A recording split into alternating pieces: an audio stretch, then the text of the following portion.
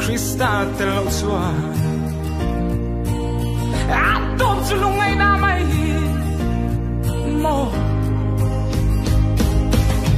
cái đi sông cần lâu cái trip đi dễ là nghe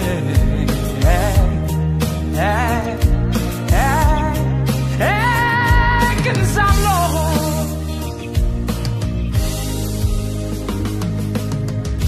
cái thế na tê tem hè mà se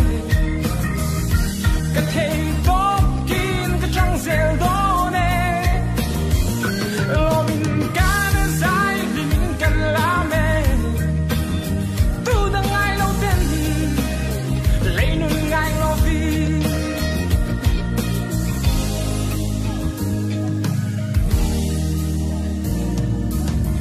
ai mong lung min lệ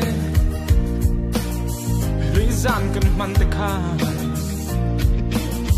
wonderful night cần man lại te khai mo kan hin lệ lom lại ni te hian in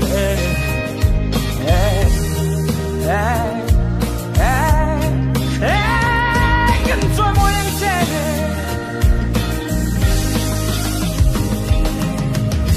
cái thế na tê thêm lệ mà se cái thế tốt kín cái trăng dễ đó nè lo mình cả nên sai vì mình cần làm nè tu đang ai lâu tên lấy nôn ai lo vì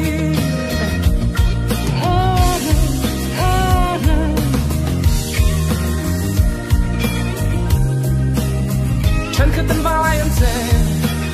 xem tu ngày xa lo